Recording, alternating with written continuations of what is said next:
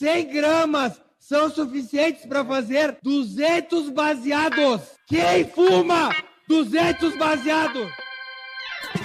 Quem fuma 200 baseados? Quem fuma 200 baseados? Se eu quiser fumar, eu fumo. Quem fuma 200 baseados? Se eu quiser fumar, eu fumo.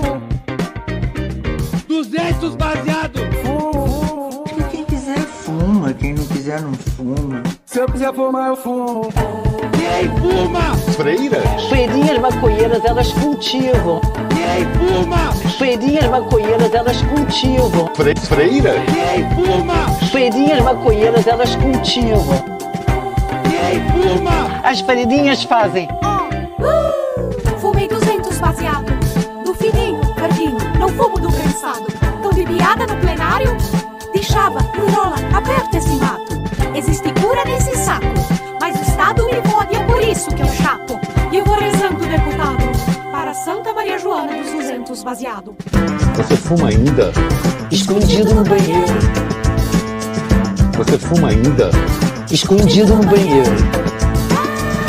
Quem fuma? Escondido no banheiro. Quem fuma? Ninguém me ofereceu ainda um cigarro de maconha. Quinta-feira, 14 de setembro, 7h02 da manhã, estamos começando o Desperta ICL de hoje. Quem quiser fumar, fuma. Quem não quiser fumar, não fuma, né? Essa é a Amanda Magalhães, atriz, cantora, compositora, multi-instrumentista. Ela tá sempre fazendo essas paródias sobre essa gente aí, né? Sobre essa galerinha aí. Tá lá no Instagram dela, a gente pegou para abrir o programa de hoje. Tudo bem, pessoal? Estou de volta, plenamente recuperado ainda não, mas quase. Digamos que estou com 20% ainda. Quem acompanha o programa sabe que eu tô tossindo aqui faz 6 meses mais ou menos, né? E aí já fui para médico, fiz isso, fiz aquilo, agora finalmente acho que o tratamento tá resolvendo, identificamos o que é. Eu tava preocupado que fosse Covid ou fosse alguma infecção pulmonar, não é, meus pulmões estão limpinhos, branquinhos, né? Maravilhosos. Dr. Drauzio Varela estaria orgulhoso, tá tudo certinho. Muito obrigado ao William De Luca, meu querido, muito obrigado por ter segurado a onda aqui, né? Fez o Desperta dessa semana aí, segunda, terça e quarta-feira. Agora estou de volta hoje nesta quinta-feira. Muito obrigado a todo mundo que já está chegando por aí. Bem-vindas, bem-vindos. Deixem o seu comentário, deixem o seu like, assine o nosso canal, por gentileza. Quem nos acompanha também na TVT, na TV Quirimurê e na Rádio Brasil Atual, bom dia. Muito obrigado pela companhia de vocês. Vocês sabem que podem acompanhar este programa como faz o Eduardo Moreira, né? Vai falando e vai colocando a mãozinha aqui, né, Edu? Pode acompanhar só pelo rádio, quem quiser, tá tudo certo, tá bom? Quem não consegue olhar a gente pelo vídeo de manhã, tem muita gente que nos acompanha como se fosse o bom e velho programa do Radinho, né? Freirinhas maconheiras, né? Tudo bem aí com vocês, suas freirinhas? Quem fuma 200 baseados? Não precisa responder aí, tá bom, gente? Como diz a nossa querida atriz do Tapa da Pantera, né? Quem quiser fumar, fuma. Quem não quiser fumar, não fuma, né? Tá tudo bem, tá tudo certo. Tá bom? Gente, temos muita coisa hoje, então a gente vai fazer um programa corrido aqui, tá? Tem bastante coisa, principalmente o voto, claro, do Xandão de ontem. Aí ela, ó. Mas tá melhorando, tá, gente? Tá indo. Aos poucos a gente vai. Em relação à primeira discussão no STF sobre a condenação ou não dos golpistas do 8 de janeiro. Por enquanto estão falando dos golpistas lá, o pessoal, eu tenho uma certa pena às vezes até, passa logo, tá? Passa logo. Mas eu vejo aquela galera, sabe? Igual aqueles caminhoneiros no 7 de setembro de 2021, que ficaram comemorando o estado de sítio, igual aquela gente lobotomizada lá, né, pelo algoritmo da rede social que ajoelhou lá em Porto Alegre comemorando a prisão do Alexandre de Moraes. Essa galera, no fim das contas, tudo bem, né? A gente não pode, ninguém pode alegar ignorância, né? Ou eventualmente até falta de má-fé, desconhecimento, enfim, por descumprir a lei. Tudo certo, tudo bem, como eu falo, me dá um pouco de pena, mas logo passa, tá? Mas essas pessoas também foram muito jogadas nesse mundo, né? Foram levadas a Brasília, muitas delas pela ignorância, e porque estão vivendo num mundo ali, né, do WhatsApp o dia inteiro, recebendo só aquele tipo de notícias, entre aspas, né, consumindo aquele tipo de informação, realmente vivendo num mundo paralelo. Então, por enquanto, o STF está pegando a galera que foi lá materialmente fazer a tentativa de golpe. Segundo o ministro Nunes Marques, não é a tentativa de golpe porque eles eram muito descoordenados. Esse é o voto do ministro ontem, tá? Que votou para não incluir os crimes de tentativa de golpe de Estado e tentativa de abolição violenta do Estado Democrático de Direito. Então, vocês saibam que é o seguinte, se tiver um assalto a banco na sua cidade, né? Uma invasão ao domicílio por uma quadrilha, né? A tentativa de assassinato, se a galera não for muito organizada, segundo a lógica do Nunes Marques, né? Se for meio bagunçado o negócio, aí não é aquilo que parece ser. Aí é outra coisa. Tem que, assim, ter ata, né? Ter reuniãozinha filmada, tem que ter tudo isso, né? Como se não tivesse essa organização toda por trás do que aconteceu em janeiro no Brasil, né? Agora a gente vai esperar, o julgamento vai ser retomado hoje com o voto do ministro Zanin. Vamos ver para que lado que o Zanin vai correr aí, a gente não sabe, né? Esperamos que seja, né, um bom voto, né? Por enquanto é um mistério, não sabemos o que vai acontecer. Eu não acho que o Zanin vai comprar essa briga de ir contra a lógica, mas vamos esperar, né? Vamos lá então, tem bastante gente já chegando por aí, muito obrigado pela parceria, pela companhia. Uma notícia boa e ligada a notícias ruins de ontem, né? A chuva ontem fechou escolas, postos de saúde e alagou ruas em Porto Alegre, ainda em decorrência do que vem acontecendo desde a semana passada.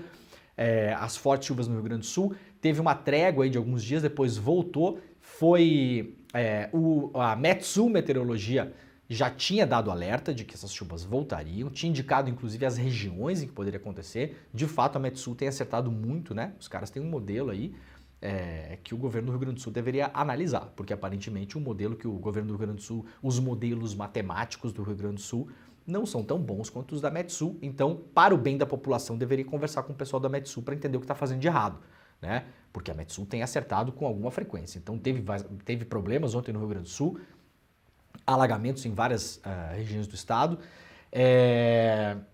E hoje a prefeitura projeta que será o pior dia de Porto Alegre, né? Olha aqui a foto da cidade. Por conta dos ventos, né, gente? Para quem não sabe a geografia, eu até poderia ter botado no mapa aqui, acabei esquecendo. A geografia da cidade, o Rio Guaíba, que na verdade é um lago, né? É lago, laguna, rio, lagoa, ninguém sabe direito, né? Até onde eu sei é um lago, né? É ali que desembocam vários desses rios que inclusive subiram da cota, né? E acabaram inundando regiões do estado na semana passada. O Taquari, que foi o principal rio que causou desastres na semana passada, ele desemboca no Jacuí e o Jacuí desemboca no Guaíba. E o Guaíba, ele é muito caudaloso, né? E leva isso tudo para a Lagoa dos Patos e depois leva para o mar. O problema é quando tem vento sul, aquela coisa que a gente não para pensar, né? O vento dá uma segurada na água, né? Então a água tem mais dificuldade para ir embora. E tem um vento sul muito forte hoje e aí tá segurando a água ali. Então Porto Alegre pode ter um dia ruim hoje ainda, então fique de olho quem mora na cidade, né? No entanto, uma frente fria de ar polar entrou no sul e um ciclone extratropical que podia também afetar o estado está se afastando. Notícia aqui do Clima Tempo, uma frente, deixa eu deixar maiorzinho aqui. Uma frente fria se formou nessa quarta-feira, 13, portanto ontem, sobre o sul do Brasil e o Paraguai, a partir das áreas de nuvens carregadas que já estavam provocando muita chuva no Rio Grande do Sul. Junto com a organização da frente fria também houve uma formação de um ciclone extratropical. No entanto, ele se movimenta rapidamente para o mar e está se afastando do sul do Brasil, então talvez nos próximos dias teremos dias de tranquilidade, né? Aqui as imagens, tudo bonitinho, aquela coisa toda. Então só para manter o alerta aí, a gente vai seguir acompanhando para alertá-los, né? Para quem mora não só no sul do Brasil, mas em qualquer região, sempre que tiver um alerta de tempo feio, né? A gente vai trazer aqui para vocês, tá bom? Vamos lá então, notícia da Folha de São Paulo de hoje. Câmara aprova texto base da reforma eleitoral e afrouxa a legislação. A Câmara dos Deputados aprovou na noite desta quarta-feira o texto base da chamada mini-reforma eleitoral, que de mini não tem nada, né? Os caras estão mexendo em tudo lá, né? É engraçado como muitas vezes o jornalismo engole as coisas, né? Quem está chamando isso de mini-reforma é a Câmara.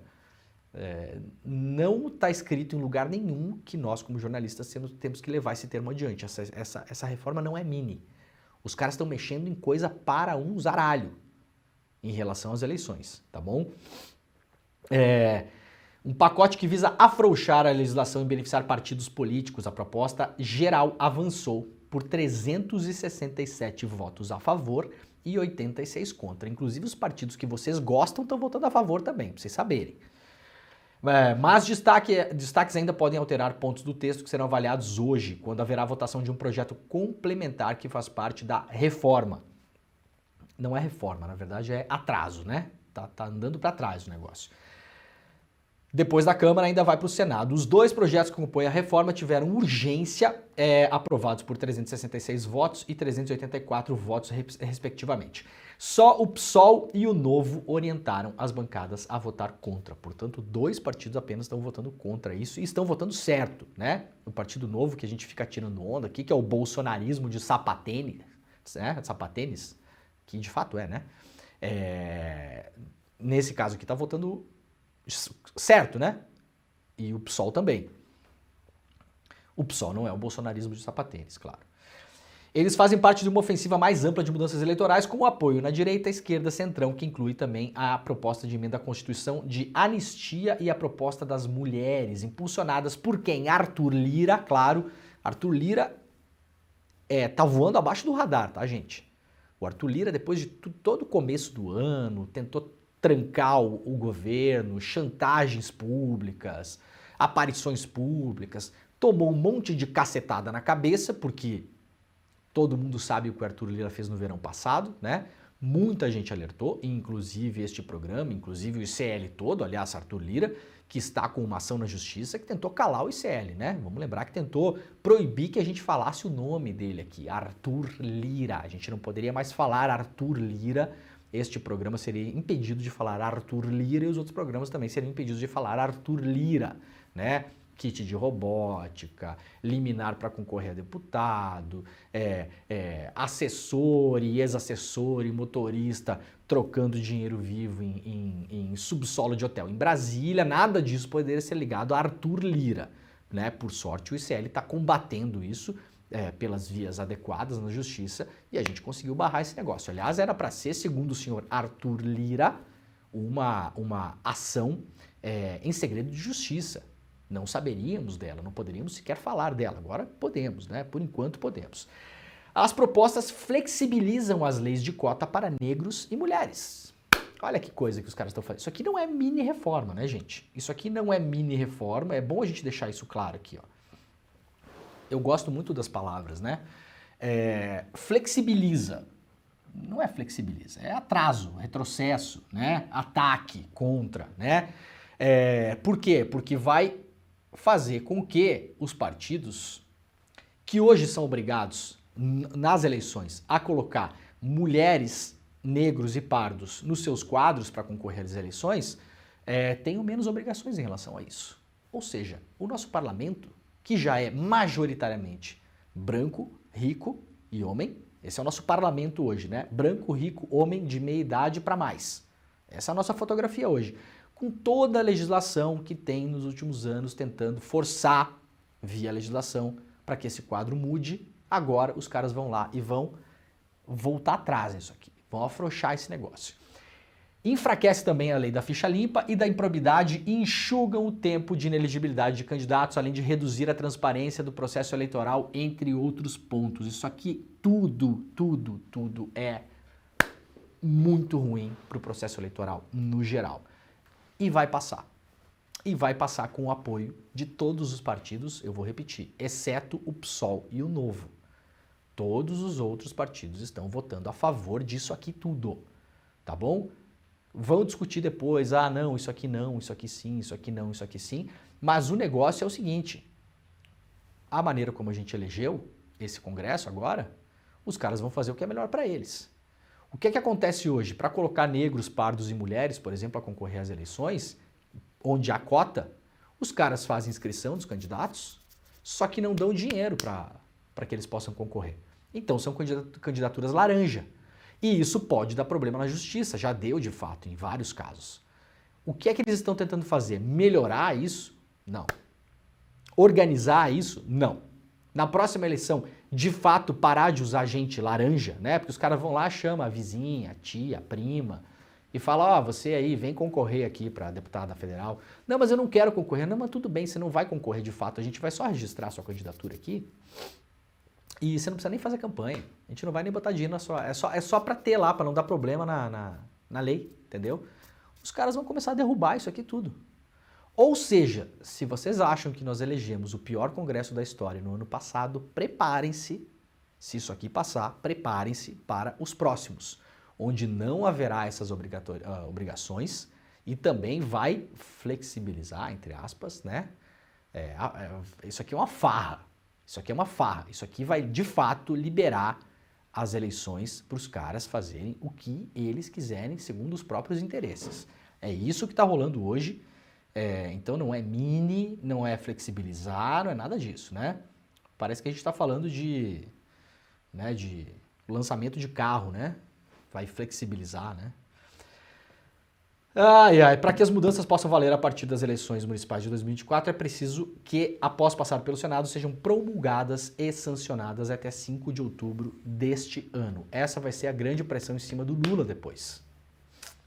Porque se passar na Câmara e passar no Senado, o Lula tem que assinar embaixo desse negócio todo aqui até 5 de outubro. Se ele assinar no dia 6, já não vale para a eleição do ano que vem. Então preparem-se para uma pressão absurda em cima do Lula em relação ao que vai passar na Câmara e no Senado, né? É dose, né, gente? Câmara aprova a taxação de apostas esportivas e dá verba a pastas do Centrão. Outra movimentação na Câmara que está rolando também. A Câmara aprovou em votação simbólica o projeto de lei que fixa em 18% a tributação das empresas de apostas esportivas e jogos online. O texto também determina que haverá cobrança de 30% de imposto de renda para os valores recebidos pelos apostadores que ultrapassam a faixa de isenção atual, que é de R$ 2.212. O texto agora segue para o Senado. O relator da proposta manteve a porcentagem sugerida na medida provisória enviada ao Congresso pelo governo Lula. O deputado Adolfo Viana defendeu reduzir para 15% a alíquota, mas segurou em 18%. Em contrapartida, para atender as demandas do Centrão, Viana alterou a distribuição do dinheiro recolhido, ampliou para 4% a arrecadação para o Ministério do Esporte, que agora não está mais com o governo, foi para o Centrão, né? E incluiu a mesma porcentagem para o turismo, que também foi para o Centrão. Então, dois movimentos importantes. Primeiro, vão taxar as apostas esportivas, essas bets todas aí, né? Que vocês ficam botando dinheiro de vocês, que eu já falei aqui que não é para botar, tá bom? Porque ninguém monta um negócio desses para dar dinheiro para vocês, né? As pessoas montam um negócio para dar dinheiro para elas. A banca sempre ganha, gente. Eu tô falando aqui, ó, eu tenho caso em família em relação ao jogo. Eu sei o que eu tô falando, eu tenho lugar de fala nesse negócio. Não se enganam, não se iludam. A banca é montada para a banca ganhar dinheiro. Esses caras não são bobos. De vez em quando você pode ganhar uns trocados ali, mas no geral você está se enganando, né? Todo jogador se engana bastante, né? E aí agora essa grana, bom, muita gente pode achar que bom, né? Que bom. Eu acho bom que os caras estão sendo taxados, porque essas empresas não pagavam tributação adequada no Brasil porque ficavam rodando fora do país. Mesmo tirando dinheiro daqui do Brasil. Agora esse dinheiro vai parar na mão do Centrão. E o Centrão está de olho, claro, nas eleições do ano que vem e nas eleições para daqui a 3 anos. Essa mini reforma tributária, essa flexibilização das eleições está ligada diretamente ao quê? Capacidade de você interferir nas eleições através do poder econômico. Isso vai acontecer a partir do ano que vem. Então é assim que as coisas estão andando.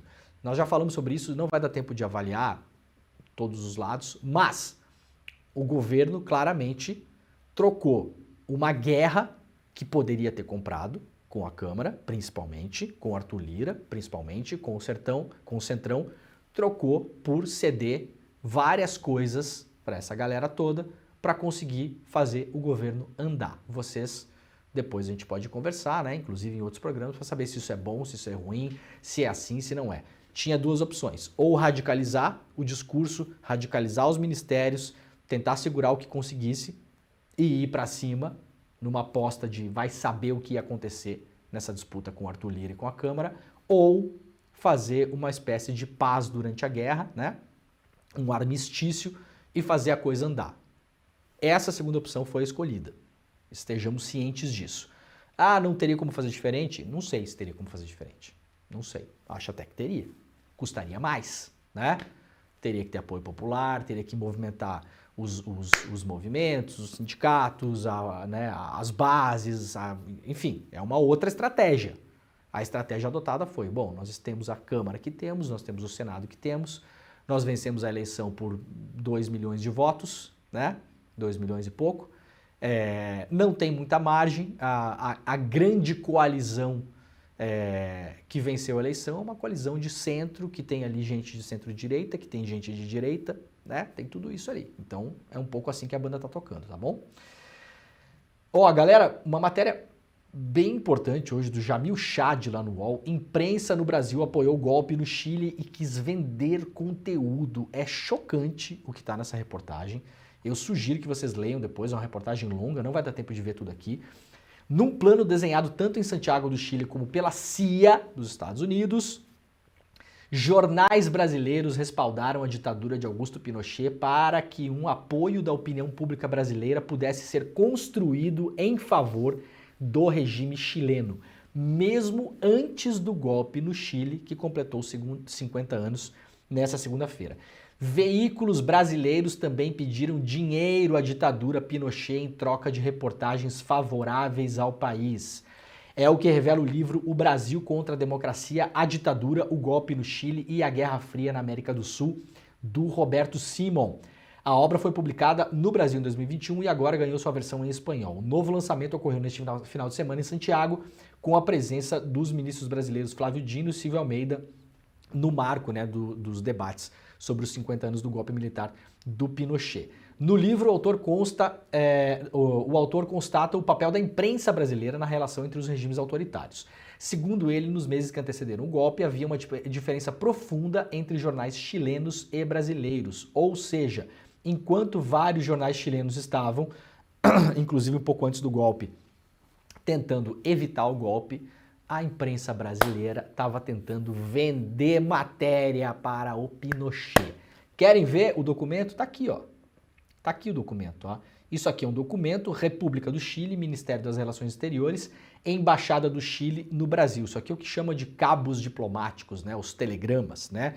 As anotações diplomáticas de relações entre países. E aqui, particularmente, tem uma negociação que foi feita na época pelo jornal O Globo. Vejam que coisa curiosa. Olha aqui isso aqui, gente. Olha aqui, ó.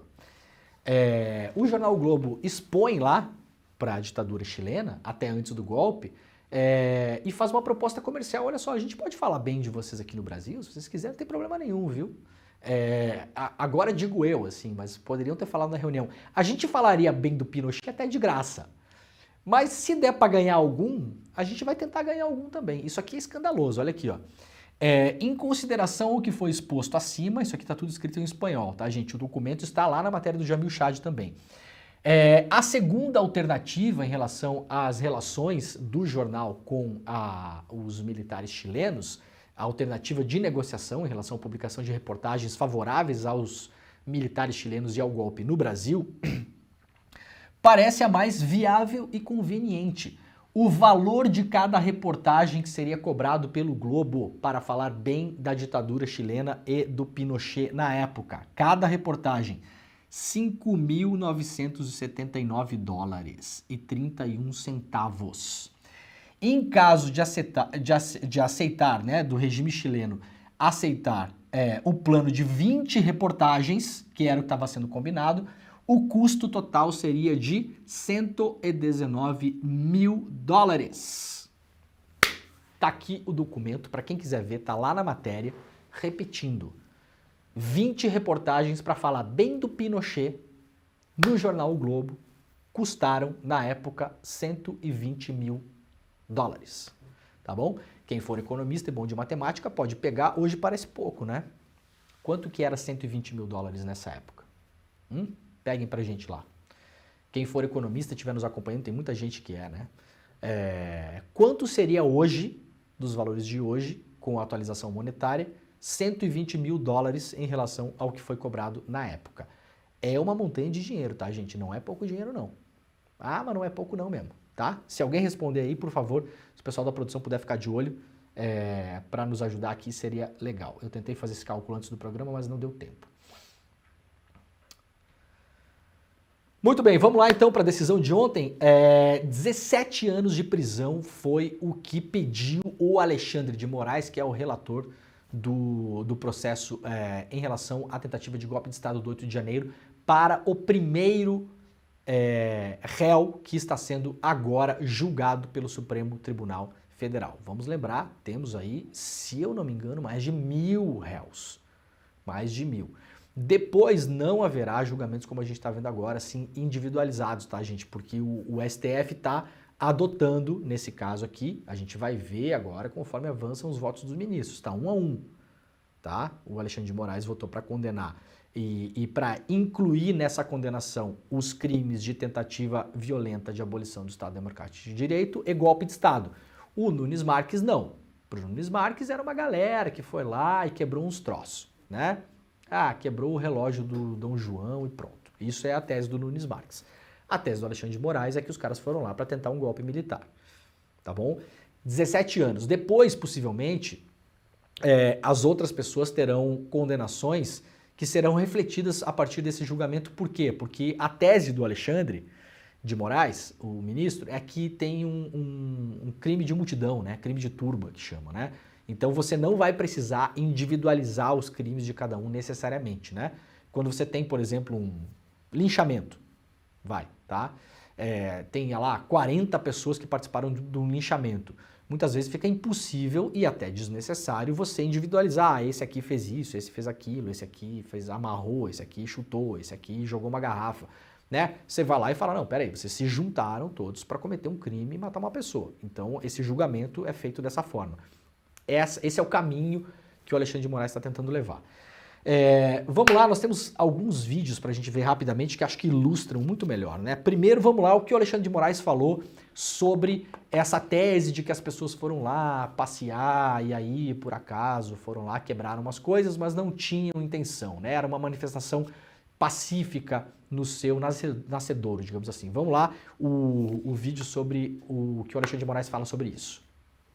A responsabilização legal de todos, absolutamente todos, autores, coautores e partícipes dos atos criminosos, atentatórios ao Estado Democrático de Direito, os atos golpistas, é importante se referir a isso, presidente. Às vezes o terraplanismo e o negacionismo obscuro de algumas pessoas faz parecer que no dia 8 de janeiro tivemos um domingo do parque. Então as pessoas vieram, as pessoas pegaram um ticket, entraram na fila, assim como fazem no Hopi Hari em São Paulo ou na Disney. Agora nós vamos invadir o Supremo e vamos quebrar alguma coisinha aqui.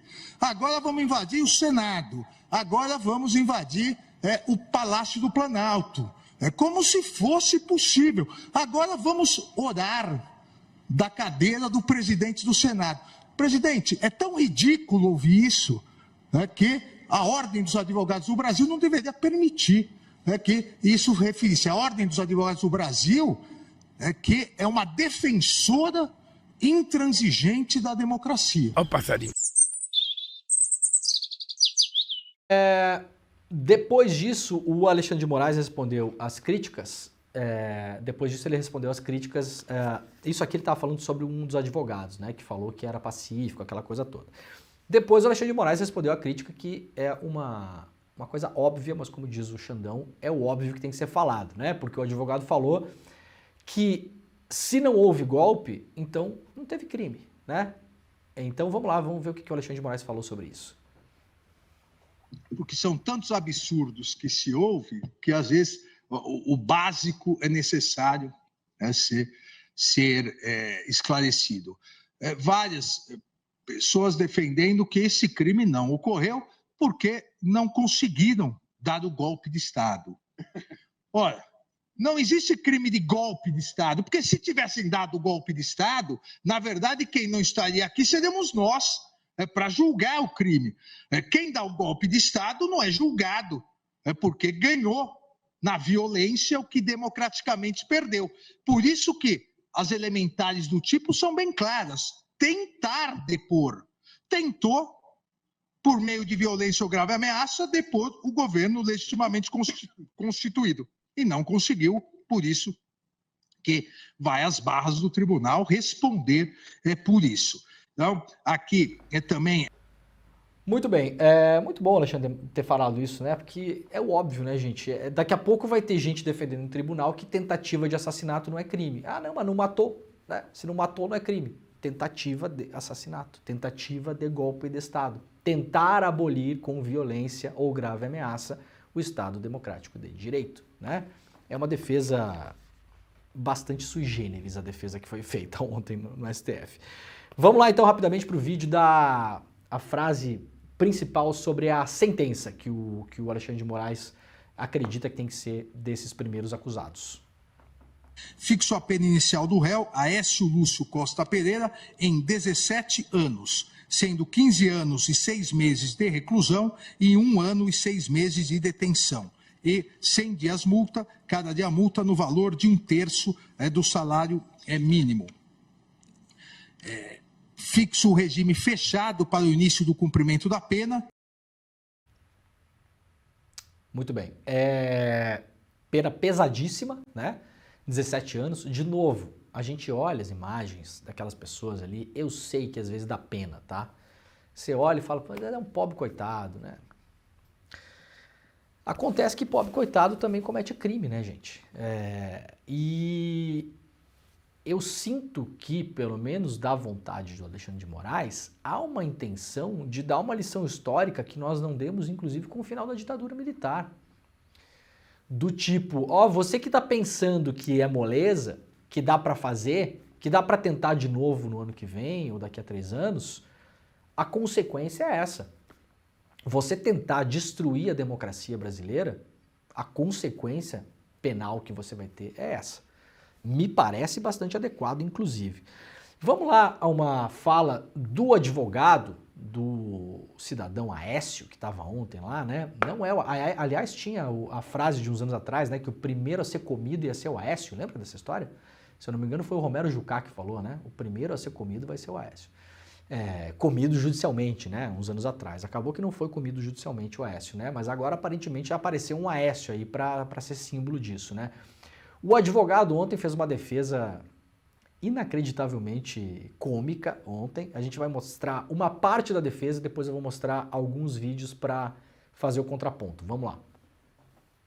Na primeira manifestação, senhora ministra, é um vídeo de 1 minuto e 18 segundos, aos 34 segundos, aspas. Supremo é o povo, 5 vezes. Supremo é o povo, quem manda no Brasil é o povo, fecha aspas. E aos 58 segundos ele diz, caramba, os caras cagam tanto no Brasil que eu acho que vou cagar lá dentro do Senado. Tô nem aí não, rindo. Vocês vão verificar o ânimo descontraído que ele está ali dentro, em cima daquela rampa do Congresso Nacional. Nem um ânimo de violência, um ânimo tranquilo, de uma pessoa tranquila que está ali festejando sim.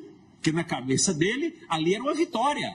Está dentro do Congresso Nacional, como ele disse que o Congresso fazia necessidade na cabeça do povo, ele tinha vontade de fazer ali dentro também. Ele o fez.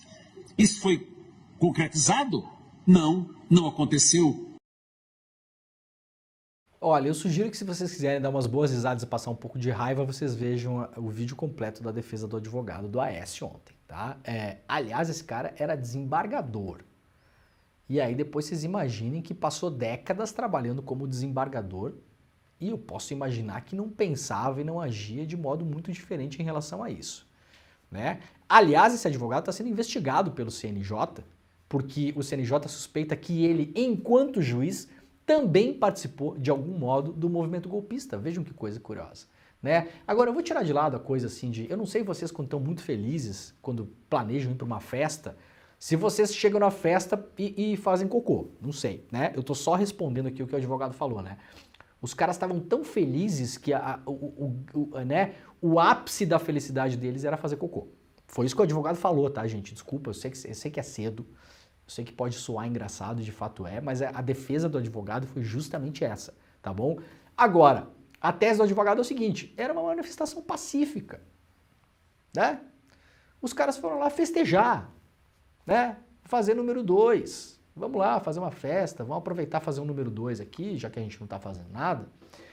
Vamos lá então mostrar como a manifestação era pacífica? Primeiro vídeo, vamos mostrar um trechinho da manifestação do 8 de janeiro. Bora lá.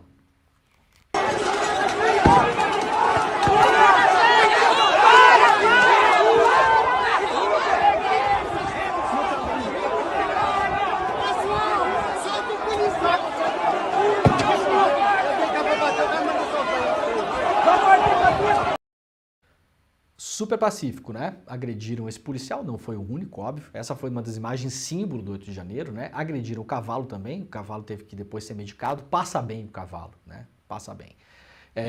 Então essa é a manifestação pacífica. Vamos ver o que disse a Polícia Militar sobre a manifestação pacífica? 2 vídeos. O primeiro.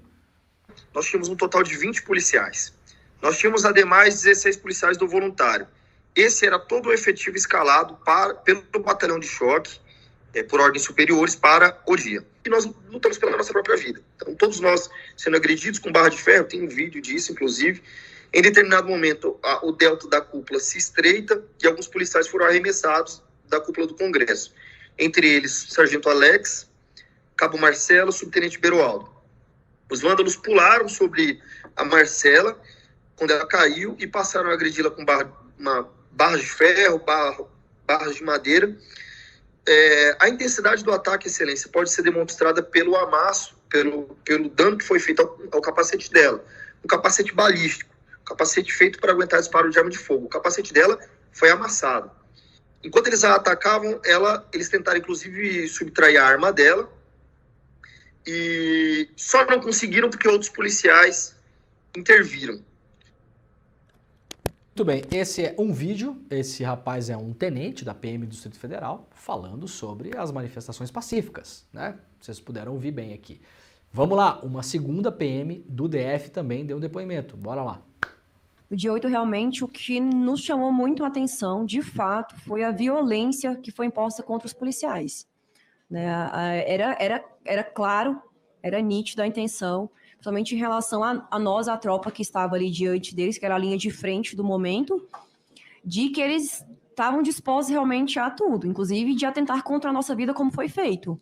Quando eu estava no chão, sendo agredida com barra de ferro, com chutes, socos, eles tentavam retirar minha arma. Eles estavam tentando retirar minha arma. Então, com um braço eu fazia a defesa do meu rosto e com o outro braço eu fazia a retenção do meu armamento. Eles na verdade, eles se valeram de materiais do que estava ali à disposição deles, né? Eles usavam as estacas das bandeiras para nos atacar. Os gradis que foram arrancados, os gradis de ferro, eles lançavam também contra a tropa de choque. Pedra portuguesa ali da Praça dos Três Poderes, eles se utilizavam também, além dos coquetéis Molotov. Para o ministro Nunes Marques, isso não é violento e nem tentativa de golpe de Estado. Também para o advogado, também não, né? Aparentemente. Hoje retoma o julgamento, o ministro Zanin vai dar o primeiro voto do dia de hoje. Lá no Diário do Centro do Mundo, Celso de Mello, ex-ministro do STF, deu uma declaração para Mônica Bergamo, lá na Folha de São Paulo, falando que o voto do Alexandre de Moraes foi brilhante e uma advertência à turba. O Cássio Nunes Marques, como eu falei, divergiu de Moraes e votou para livrar os réus dos crimes contra a democracia. Para o Nunes Marques teve apenas quebra-quebra e isso compete aí uma pena de 2 ou 3 anos de prisão apenas, né? Em regime inicialmente fechado e em se tratando de réus primários, como é o caso da maioria dessas pessoas, obviamente não pegariam nem cadeia, o que, podemos imaginar, incentivaria essas e outras pessoas daqui a 3 anos a voltar a fazer a mesma coisa, né, ministro? Eu não sei se o senhor já pensou sobre isso. STF retoma então com o Zanin julgamento do primeiro réu do dia 8/1. O Moraes defendeu pena dura, diz aqui o UOL. Vamos lá para a Folha de São Paulo. Roberto Jefferson vai a júri popular por tentativa de homicídio contra agentes da PF. A juíza Abi Magalhães, da primeira vara federal de Três Rios, decidiu nesta quarta-feira, portanto ontem, que o ex-deputado Roberto Jefferson irá a júri popular sob acusação da tentativa de homicídio contra 4 policiais federais.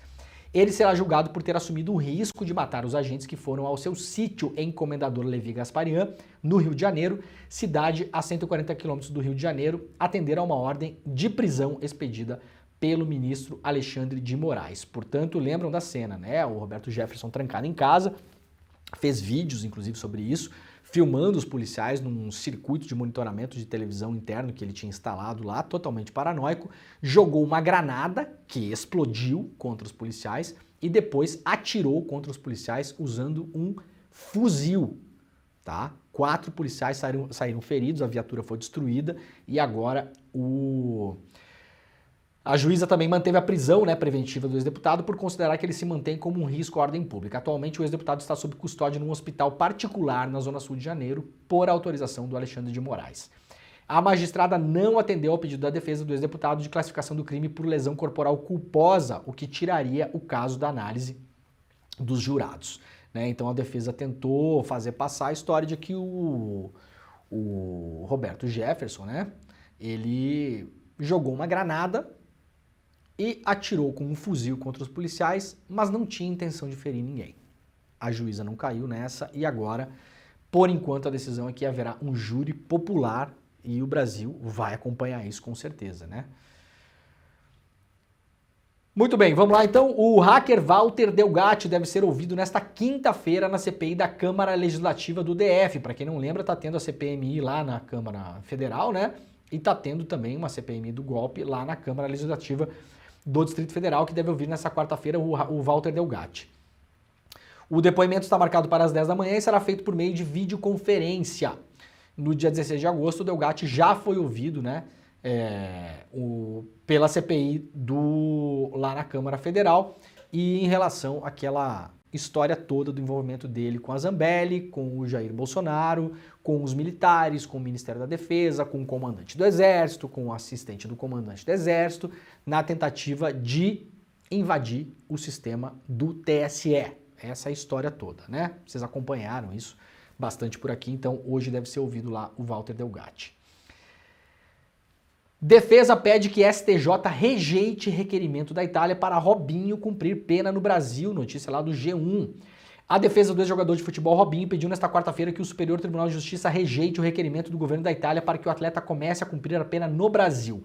Ele está condenado, né, na Itália a 9 anos de prisão por um estupro. Já falei várias vezes aqui, o Robinho está condenado na Itália, já transitado em julgado, foi condenado pela Corte di Cassazione, como se chama o Supremo Tribunal Federal da Itália, por estupro. Então o Robinho judicialmente é um estuprador, tá bom? Tem muita gente que fica meio assim pra falar, não sei o que, não. Gente, o Robinho, segundo a justiça italiana, ele é um estuprador condenado a 9 anos de prisão em regime fechado. Se o Robinho colocar um pé na Itália hoje, ele vai preso. E agora a grande questão é se ele vai cumprir essa pena no Brasil. Geralmente o que acontece? Se você tem 2 países no meio dessa história e o mesmo crime é previsto nos códigos penais dos 2 países, então lá na Itália estupro é crime. No Brasil estupro é crime também? Também. Então tem 2 opções. O cara está condenado na Itália e está no Brasil. Você tem 2 opções. As opções civilizadas, digamos assim. Ou ele cumpre essa pena no Brasil, ou ele é mandado para a Itália para cumprir a pena lá. O que o Robinho está tentando fazer é não cumprir pena em lugar nenhum. Condenado em última instância, sem apelação, não tem mais chance de apelação, com áudios, para quem não ouviu, eu sugiro que se quiser, são muito pesados, mas ouça, publicados pela Janaína César, repórter brasileira que vive na Itália, conseguiu os áudios, o Robinho e os seus parça foram grampeados na Itália. Tem áudios horríveis, mostrando que eles tinham absoluta consciência do que eles tinham feito. Absoluta consciência do que eles tinham feito. Os detalhes são nojentos, inclusive. E o Robinho está condenado. É um estuprador condenado a 9 anos de prisão. E agora está tentando não cumprir pena. Nem no Brasil, nem na Itália, nem em lugar nenhum. Né? Na manifestação ao STJ, os advogados alegam que o decreto usado pelo governo da Itália não autoriza a transferência do cumprimento de pena. Para os advogados, o pedido feito pelo governo italiano é inconstitucional e não tem previsão em leis afetando a soberania nacional. O relator do caso do STJ chama-se ministro Francisco Falcão, vamos lembrar o nome, né? Pra gente saber também, para poder cobrar. Deixa eu dar pause aqui. E deu prazo para o governo da Itália se manifestar sobre a defesa. Vamos ver como é que anda esse negócio, né? FAO e ONU e governo brasileiro assinam um acordo de cooperação para combate à fome. O diretor-geral das Organizações das Nações Unidas para Alimentação e Agricultura, a FAO, Ku Dongyu, Kuo, deve ser, né? Porque é chinês, né? Jimmy, Kuo, né? Durante passagem pelo Brasil, entre segunda e quarta-feira, participou da assinatura de 3 memorandos de entendimento e uma carta de intenções com o governo brasileiro para fortalecer políticas de combate à fome e erradicação da pobreza. A FAO, aliás, que fica em Roma, né? Falando de Robinho ali, Itália, fica em Roma, a sede da FAO, né? Os compromissos de cooperação foram assinados em cerimônia realizada no Itamaraty. Acordos firmados prevêem a promoção do desenvolvimento rural e agrícola por meio de inovações tecnológicas, a promoção do desenvolvimento inclusivo e sustentável na Amazônia Legal, além do apoio às atividades de bioeconomia e da conservação da biodiversidade, não apenas na Amazônia, mas também de outros biomas importantes para o país e para a região. A expectativa é que, a partir dessas linhas de trabalho, seja possível fortalecer as políticas e ações de combate à fome e erradicação da pobreza não só no Brasil, mas também na América Latina e no Caribe. Vamos lá para o Diário do Centro do Mundo. Jovem Pan e demais órgãos da mídia bolsonarista serão expostos na delação do Mauro Cid. Em sua delação premiada, o tenente-coronel Mauro César Barbosa, Cid vai revelar detalhes da relação de Jair Bolsonaro e seu entorno tinham com veículos de imprensa alinhados ao governo do ex-presidente.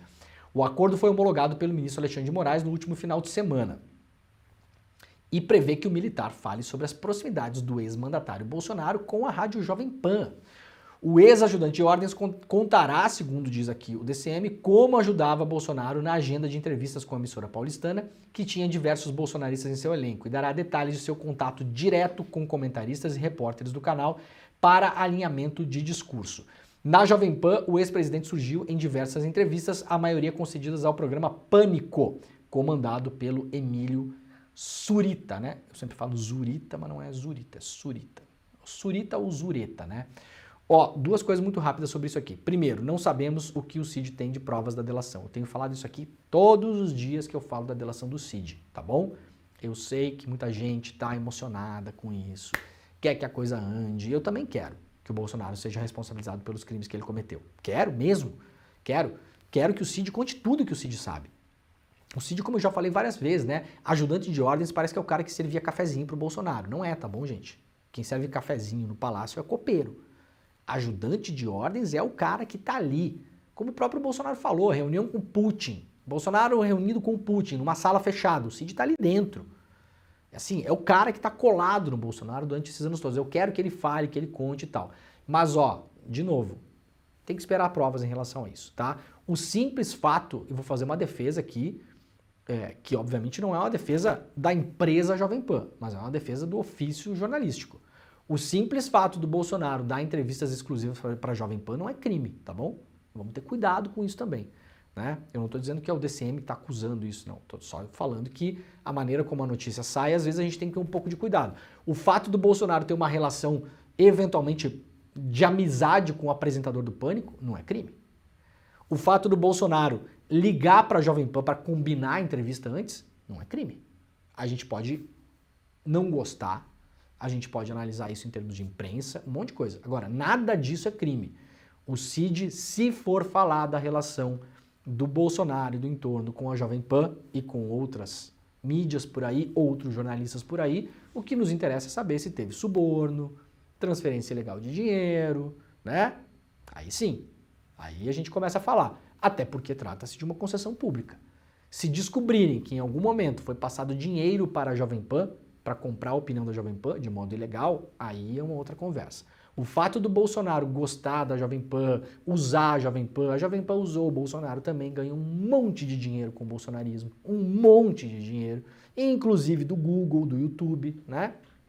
Que transferia milhões para a Jovem Pan, milhões. Só foi parar de fazer isso de modo forçado, porque também não queria, porque era um negócio bom para o Google também, né? O YouTube ganhou muito dinheiro com a Jovem Pan. Nunca esqueçamos disso. Isso é importante, tá bom? Como não há regulamentação, não há regulação de redes sociais no Brasil, é esse faroeste, né? Os caras se associam ali a quem dá audiência, não importa o que a pessoa está falando. Agora, a relação do Bolsonaro com a Jovem Pan não é crime. É essa relação. A gente tem que ver se o Cid vai trazer provas, eu estou insistindo nisso. Sabe por quê, gente? Depois vocês vão tudo se emocionar. Fica saindo um monte de notícia em relação a isso. Ah, o Cid vai falar isso, o Cid vai falar aquilo, o Cid vai falar aquele outro. E a gente também, inadvertidamente, pela torcida de que se faça justiça, que é o que todo mundo quer, todo mundo não, mas milhões de brasileiros querem, outros não querem, né?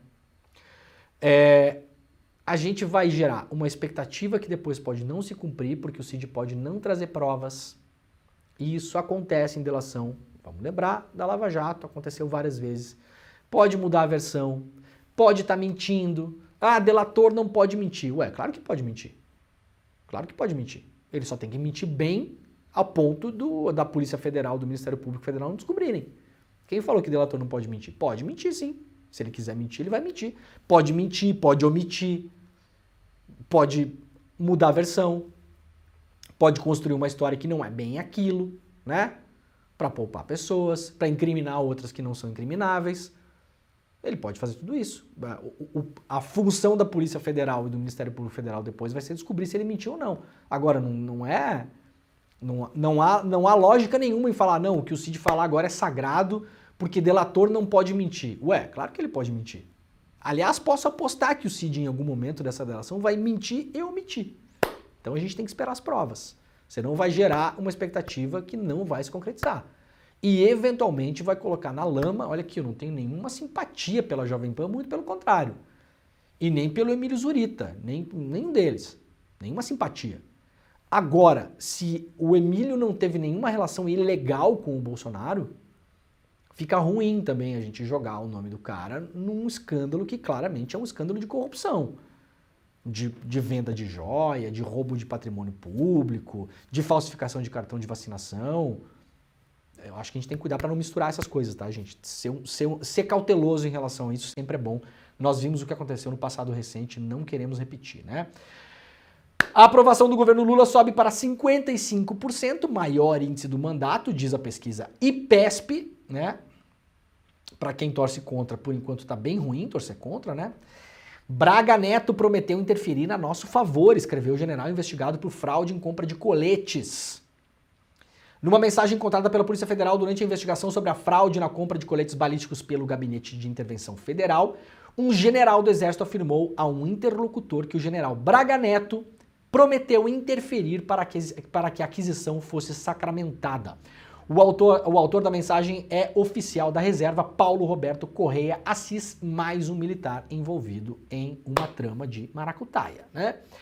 Que a Polícia Federal afirma ter sido contratado em 2019 pelos mentores da fraude, os irmãos Glaucio e Glauco Guerra, para fazer lobby junto ao alto escalão do governo e reverter a suspensão do processo de aquisição de coletes. Almocei também com o general Braga Neto, que me prometeu interferir a nosso favor. Portanto, tudo bem encaminhado. Portanto, é junto, viu, general? Tá separado aí. Escreveu Assis.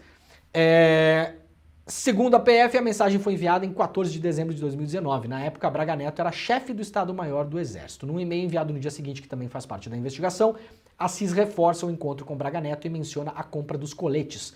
No texto, ele revela que o general disse que daria uma força para que o negócio fosse concretizado. O Braga Neto está sendo investigado agora por várias coisas que eventualmente possam ter acontecido durante a intervenção da Segurança Pública no Rio de Janeiro. Só para lembrar rapidamente, antes da gente fazer um recado final aqui, eu publiquei na semana no meu Twitter, aliás, um relatório do TCU já falava em 2018 que tinha suspeitas na compra desses coletes balísticos e outras coisas.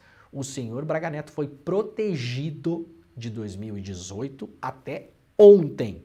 Isso aqui é relatório do TCU de 2018. Trata de coletes à prova de bala, diz que as compras são restritivas e a importação de coletes à prova de bala somente poderá ocorrer quando a indústria nacional não tiver condições de atender às especificações ou a demanda desejada, coisa que tinha na época. Então essa compra internacional de coletes é muito suspeita. Galera, tem mais umas notícias rápidas no final aqui, mas antes disso eu quero dar um recado antes de fechar a nossa rede para o pessoal da TVT que nos acompanha também, da TV Quirumurê e da Rádio Brasil Atual. No dia 28 de setembro, é 28, né, Jimmy?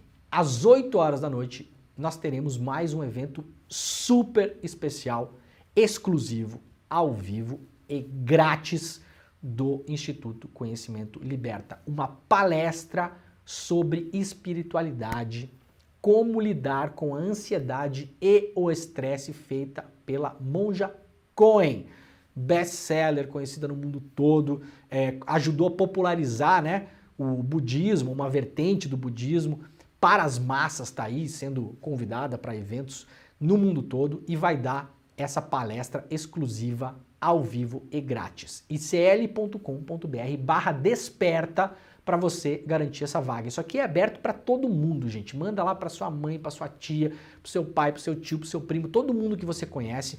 Vai ser uma palestra aberta para a gente falar dos dois grandes maus, né? Talvez os principais do nosso tempo presente, que são a ansiedade e também o estresse. 28 de setembro, às 8 horas da noite, palestra exclusiva com a Monja Coen. icl.com.br/desperta para você garantir a sua vaga. É de graça, tá bom? Mas corre lá que esses eventos são exclusivos, são ao vivo e geralmente não tem repeteco, tá? Então garanta a sua vaga. Nós vamos falar mais sobre isso até o dia 28, eu vou relembrá-las e relembrá-los, mas por enquanto, se você já tiver no computador aí, icl.com.br/desperta para garantir a sua vaga por lá, tá bom?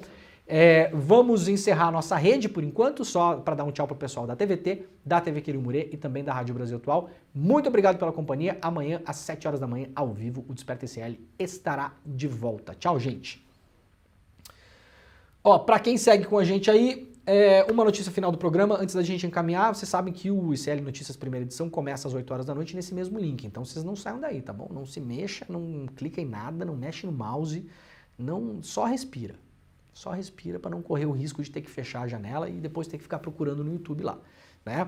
Então, terminando o programa aqui, começamos o ICL Notícias primeira edição. Daqui a pouquinho vou estar lá, inclusive, para comentar as notícias do dia a partir das 8h30. Eu tô lá, mas vocês já ficam com a gente agora aqui, que já começa com o Edu Moreira hoje. Edu Moreira hoje vai enfiar o pé na... O Edu tá no programa hoje, não? Não, acho que o Edu vai amanhã só, né? Acho que o Edu só amanhã. O pessoal pode me responder depois aí. Mas teremos novidades por aí, tá? Para fechar hoje, revista Fórum, confiança nas Forças Armadas despenca em meio a escândalos que envolve militares, diz pesquisa. A pesquisa A Cara da Democracia, realizada pelo Instituto de Democracia e da Democratização da Comunicação, divulgada ontem, aponta que o nível de confiança da população nas Forças Armadas vem despencando. Em setembro, a porcentagem de pessoas que responderam confiar nas Forças Armadas era de 27%. Neste ano, apenas 20% da população afirma confiar plenamente nas Forças Armadas. Eu já falei, as pessoas reclamam, né, que é um absurdo o Mauro Cid dar depoimento na CPI fardado. Eu acho ótimo. Eu acho que todo mundo que está envolvido em bandidagem e for militar, por mim, pode dormir fardado, inclusive, se quiser. Tira a foto fardado, vai dar depoimento para a PF fardado, vai tudo fardado. Para as pessoas saberem que, de fato, tudo isso que está acontecendo no Brasil nos últimos anos tem envolvimento direto das Forças Armadas. Parabéns para os bons militares, que existem, mas a gente está vendo aí o que acontece quando a gente coloca militar para governar um país. Pela 1000ª vez isso não dá certo. Fala de mim. Hoje sem o Edu é o Calejão. Hoje sem o Edu, hoje com o César Calejão, queridíssimo César Calejão, amanhã com o Edu, né, no ICL Notícias primeira edição. Obrigado, gente. Amanhã a gente volta. Esse foi o Desperta ICL. Um abraço, um beijo para todo mundo. Tchau. Ansiedade, preocupações, estresse, inimigos comuns a todo mundo nesses dias agitados da vida moderna. Você já pensou como se livrar disso e buscar um equilíbrio, uma vida zen? Pois é, para te ajudar nessa tarefa, o ICL, o Instituto Conhecimento Liberta, convidou a maior especialista em Zen Budismo do Brasil, a Monja Coen. A Monja Coen é uma das maiores líderes espirituais do Brasil. Ela se dedica há muitos anos ao estudo e à prática da meditação pelo Zen Budismo e tem mais de 20 livros escritos. Ela já vendeu mais de 1 milhão de cópias e vai estar aqui conosco dando uma aula gratuita, aberta. No dia 28 de setembro, quinta-feira, a partir das 8 da noite, a Monja Coen vai nos dar uma aula especial com esse tema: como vencer a ansiedade e o estresse. É um encontro que ajuda qualquer um de nós a desenvolver o equilíbrio emocional necessário para vencer esses desafios da vida moderna. Esse evento vai ser gratuito, essa aula não terá replay. Para se inscrever gratuitamente é só você clicar nesse link que aparece acima ou abaixo da sua tela. Chame os seus amigos, seus parentes para participar também. A gente espera você lá.